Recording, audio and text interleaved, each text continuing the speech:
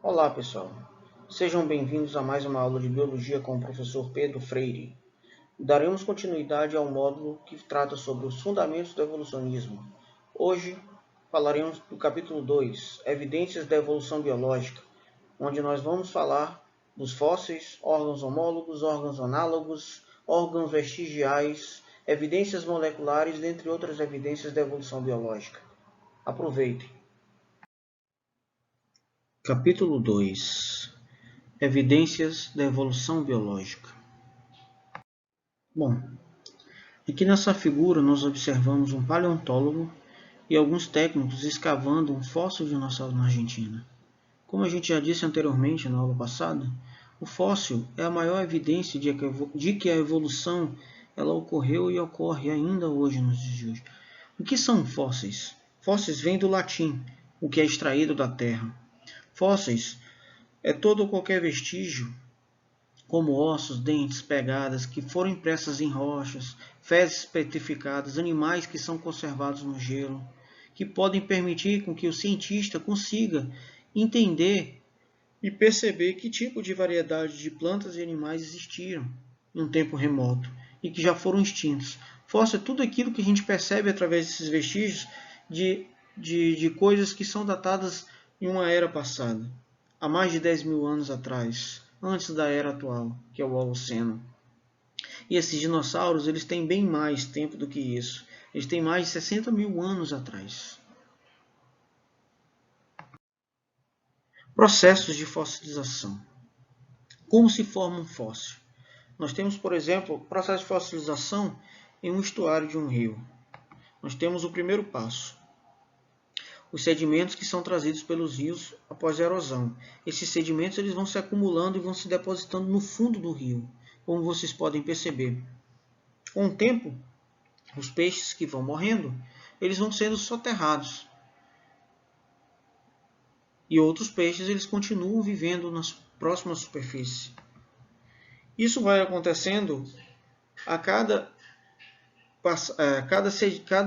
camada sedimentar, ela vai passando por um processo de subsidência e vai formando novas camadas sedimentares a partir de então, com deposição de novos sedimentos. E aí nós temos uma camada cada vez mais antiga, né? Mais inferior e mais antiga, e uma camada superior cada vez mais recente. Quais são os tipos de fossilização que ocorrem? Além daquelas, né, e outras, esses fósseis eles podem se dar a partir de um molde, que são restos soterrados do organismo, que após deixarem sua forma gravada na rocha desaparecem completamente.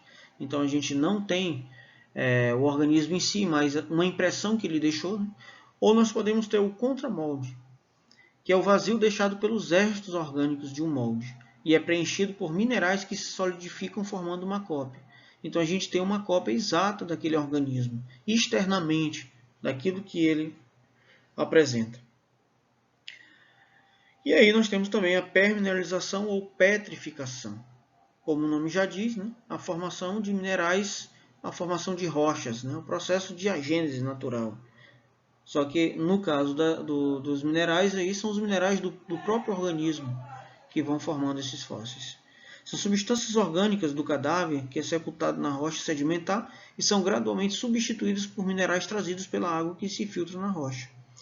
Aqui nós temos o âmbar na foto, que é o âmbar, também é um fóssil de alta preservação, é um fóssil inteiro, preserva inclusive o DNA desse animal. Existem filmes que já tentaram trazer algumas teorias sobre clonagem, né, desses animais, dando origem a dinossauros. A partir do sangue desses animais, desses pernilongos, puderam se extrair o DNA de vários dinossauros, como no filme Jurassic Park. Mas isso a gente sabe que é impossível, esse DNA ele não consegue, ninguém nunca vai conseguir, a partir de um fragmento tão pequeno de DNA, recriar um animal e clonar.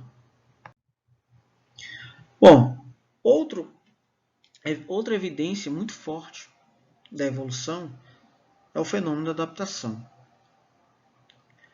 A capacidade que todo ser vivo tem de se ajustar ao ambiente, de se transformar em resposta a uma alteração ambiental. Nós temos dois fenômenos que também podem explicar essa adaptação. A homeostase, que é o processo em que o organismo se ajusta às condições internas, de acordo com as condições ambientais.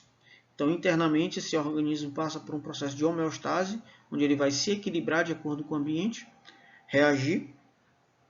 E a adaptação evolutiva, que é um processo gradual, o processo que a população se ajusta ao ambiente ao longo de sucessivas gerações. É o resultado da seleção que ocorre na natureza.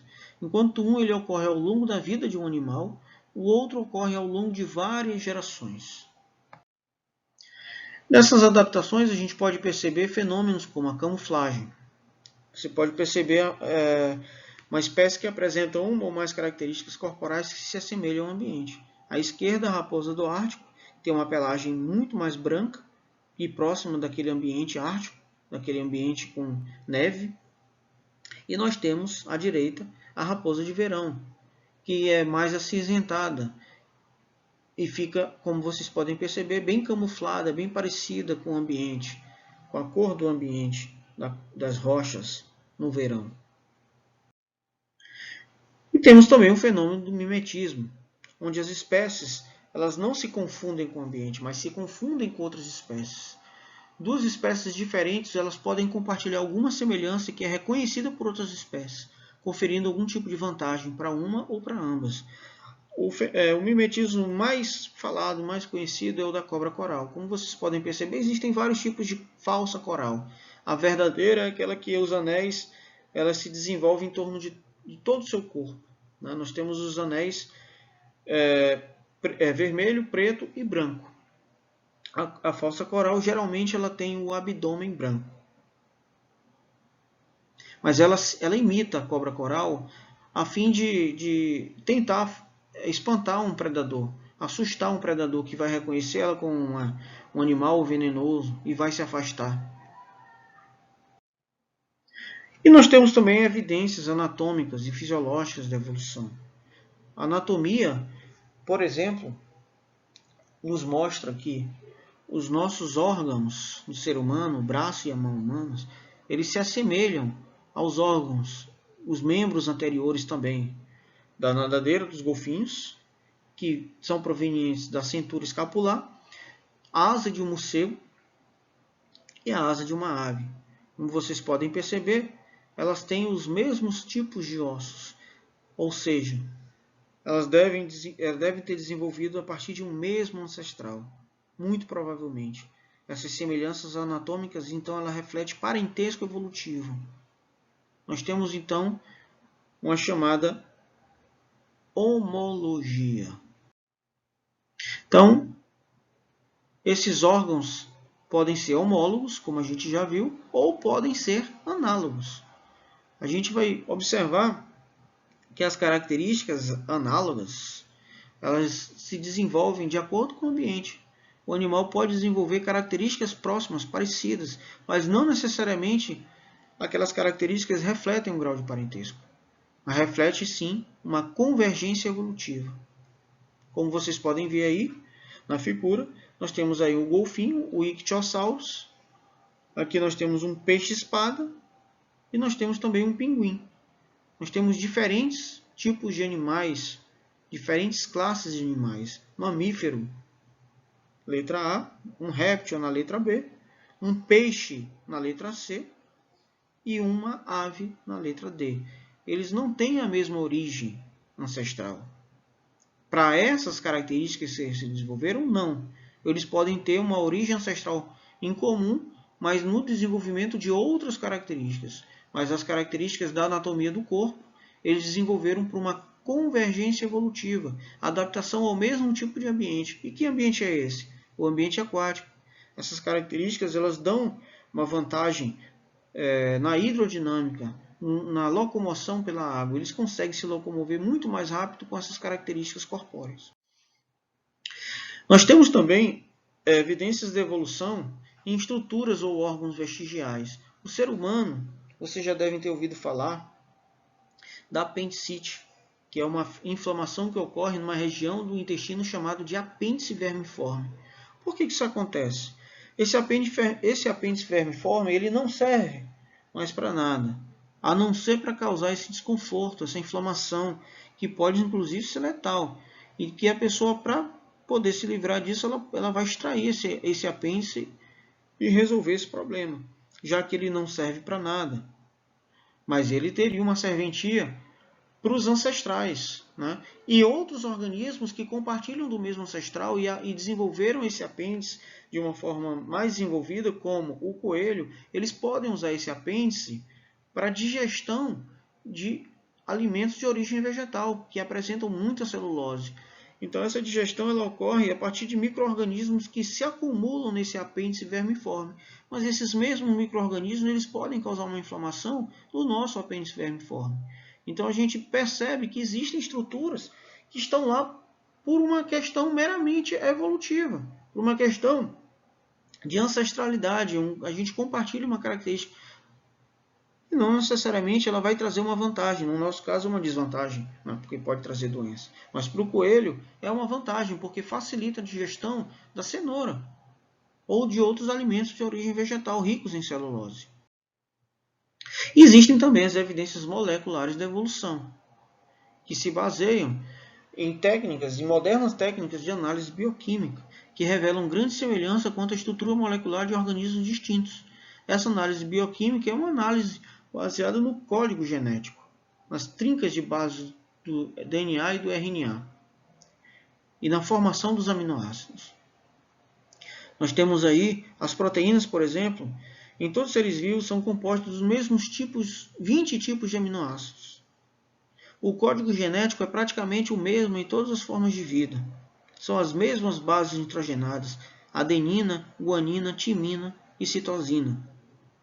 Os biólogos acreditam que essas semelhanças resultam do fato de os seres vivos terem herdado de seus ancestrais mais remotos um mesmo sistema de codificação genética. Então, todos os seres vivos compartilham desse mesmo material genético. E, claro, essa sequência diferente de bases vai gerar uma sequência diferente de aminoácidos, que vai gerar uma sequência diferente de proteínas envolvidas, que é o que nos diferencia. Basicamente, o que nos diferencia são as proteínas que nós apresentamos, a quantidade e a qualidade de proteínas apresentadas pelo corpo de cada ser vivo. Bom, dessas evidências moleculares da evolução, se destaca aí uma proteína chamada de citocromo C, presente em várias espécies de animais, que a gente pode perceber que ela é idêntica no ser humano e no chimpanzé.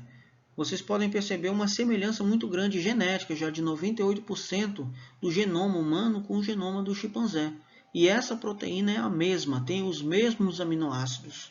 No entanto, quando a gente compara com outras espécies, como por exemplo a baleia, você percebe uma diferença na posição de 8 aminoácidos. É pouco, mas você percebe que são mamíferos, assim como o homem, então, mas desenvolveram diferenças anatômicas, fisiológicas.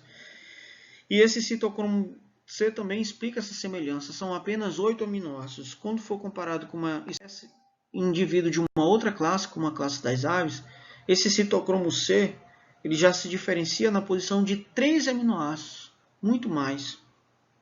E se comparar com uma outra classe mais distante ainda, que é a classe dos peixes, há uma diferença na posição de 20 aminoácidos. Isso vai aumentando cada vez mais. Os fungos, que já pertencem a um outro reino, também têm esse citocromo C. Eles têm 41 aminoácidos diferentes, no nosso caso. Bom, para finalizar, nós vamos fazer a retomada dos conceitos a partir de alguns exercícios. Considere as alternativas a seguir para responder as questões de 1 a 4. Letra A, adaptação evolutiva. Letra B, camuflagem. Letra C, mimetismo. Letra D, seleção artificial. Letra E, seleção sexual. 1. O panda gigante tem um sexto dedo, uma espécie de polegar que evoluiu de um de seus ossos do punho. Dessa forma, esses animais podem segurar com mais eficiência os ramos de bambu que se alimentam. Como esse fenômeno pode ser classificado sob o ponto de vista do evolucionismo? Como vocês podem ver, esse sexto dedo surgiu para facilitar, de alguma forma, a adaptação desse animal ao ambiente. Então, seria uma adaptação evolutiva. 2. O cuco europeu, como o chupim brasileiro, põe seus ovos no ninho de outras aves, deixando a elas os cuidados de chocar e criar seus filhotes. Os cucos são geralmente bem maiores que os representantes das espécies que chocam seus ovos. No entanto, os ovos dos cucos são semelhantes aos de seus hospedeiros, tanto no tamanho como no padrão de coloração. Como esse fenômeno pode ser classificado do ponto de vista do evolucionismo? Então, o que eles fazem? Se eles colocam seus ovos longinhos de outras aves, e isso confunde as outras aves, é porque seus ovos realmente são parecidos. Então, há o que? A imitação de uma espécie a outra, o que a gente chama de mimetismo. A hemoglobina das lhamas apresenta uma pequena diferença em relação à de outros mamíferos, que lhe confere maior afinidade com o gás oxigênio. Essa característica é útil onde as lamas vivem, no alto dos Andes, onde o ar é rarefeito. Como esse fenômeno pode ser classificado do ponto de vista do evolucionismo? Então, nesse caso, as lhamas tiveram uma característica que lhe conferiu vantagem. Aquele ambiente com menos gás oxigênio. E aí, tendo uma hemoglobina com maior afinidade, eles puderam transportar mais oxigênio em um ambiente com menos oxigênio. Isso é uma adaptação evolutiva. 4. Peixes conhecidos como linguados vivem a maior parte do tempo parados sobre a areia do fundo do mar. Sua coloração apresenta o mesmo padrão que a coloração do fundo do mar, o que lhes permite passarem despercebidos de seus predadores e também de suas presas. Como esse fenômeno pode ser classificado sob o ponto de vista do evolucionismo? Então, como a gente pode ver, ele se confunde com o quê? Com o meio. Ele não está imitando uma espécie, ele está imitando o ambiente, ele está se confundindo com o meio. Então, isso é uma camuflagem. A forma hidrodinâmica dos corpos de um golfinho, de um ictiosauro, que é um réptil aquático extinto, de um atum e um pinguim desenvolveu-se independentemente de cada um desses animais, de acordo com a sua adaptação ao ambiente aquático. Trata-se, portanto, de um caso de que eles se adaptaram ao mesmo ambiente, convergência evolutiva. Os olhos de um vertebrado e os olhos de um polvo funcionam de maneira muito semelhante, apesar de terem origens embrionárias totalmente diferentes. Eles são, portanto, exemplos de que? Bom, se eles não têm a mesma origem, aqueles olhos, mas eles se desenvolveram da mesma maneira, isso foi uma adaptação ao mesmo tipo de ambiente, foi uma convergência evolutiva. Isso mostra que houve aqui, na verdade, esses órgãos não são homólogos, e sim são análogos. Considere as alternativas a seguir para responder a questão 7. Letra A, órgão análogo. B, órgão convergente. C, órgão divergente. E D, órgão vestigial. O cóccix, presente no final da coluna vertebral humana, constitui-se de algumas vértebras originárias da cauda dos nossos ancestrais. O que representa o cóccix no contexto do evolucionismo? Ele é o quê? Que tipo de órgão é ele? Ele é só um vestígio. É vestígio de algo que existia, de uma cauda, né, que existia, que no nosso caso já não existe, mas ficou esse vestígio. É um órgão vestigial. 8. Considere o trecho abaixo do livro A Escalada do Monte Improvável, de Richard Dawkins, e em seguida observe as fotos dos peixes aos quais os textos se referem. Linguados. Têm origens tão evidentes que beiram um absurdo. Nenhum projetista sensato que começasse do zero a projetar um peixe achatado teria concebido em sua prancheta uma distorção de cabeça tão bizarra a ponto de ser preciso que os dois olhos fossem deslocados para um só lado. Ele certamente iria, desde o início, ater-se ao formato de uma raia, o peixe que fica de barriga para baixo com os olhos simetricamente posicionados no topo da cabeça. Os linguados são inteiramente torcidos por causa de sua história. Seus ancestrais ficavam deitados de lado. Raias são elegantemente simétricas, porque sua história foi casualmente diferente. Quando seus ancestrais resolveram viver no fundo do mar, deitaram de barriga para baixo, em vez de se apoiarem de lado. De acordo com a descrição do texto, as semelhanças entre o corpo de uma raia e o de linguado resultam de que? Então, houve uma adaptação ao mesmo tipo de ambiente. Isso é o que a gente chama de convergência evolutiva. 9. O que são fósseis e como eles se relacionam com a teoria evolucionista? Bom, fósseis, como a gente já falou aqui, são vestígios ou restos de seres, esqueletos, dentes, pegadas, impressas em rochas, ossos, fezes petrificadas, animais conservados no gelo, que viveram em épocas remotas. Os fósseis constituem um argumento a favor da teoria evolucionista, segundo o qual o nosso planeta já foi habitado por seres diferentes do que existem atualmente, e dos quais os seres atuais descendem evolutivamente. Décima. O que são órgãos ou estruturas homólogos? Porque essas estruturas constituem um argumento a favor do evolucionismo. Estruturas ou órgãos homólogos são os que se desenvolvem de modo semelhante em embriões de diferentes espécies, podendo ter funções distintas, dependendo da adaptação de cada uma. De acordo com o evolucionismo, a explicação para essas semelhanças é que animais com essas estruturas descendem de uma mesma espécie ancestral, que viveu em um passado remoto e da qual herdaram estruturas semelhantes. O que é, 11ª, o que é convergência evolutiva? Convergência evolutiva designa a adaptação que leva grupos de organismos pouco aparentados a desenvolver e adotar modos de vida semelhantes, estruturas e formas corporais semelhantes, como a gente já viu aqui o caso dos peixes, dos golfinhos, peixes que são uma classe totalmente diferente da dos golfinhos, que são mamíferos, e as aves, como os pinguins, que vivem no mesmo ambiente aquático e desenvolveram características semelhantes, um modo de vida semelhante. Tem um corpo parecido, um corpo hidrodinâmico. 12ª. Algumas ilhas do arquipélago de Galápagos são habitadas por iguanas, um tipo de lagarto de terra firme que consome flores de cactos.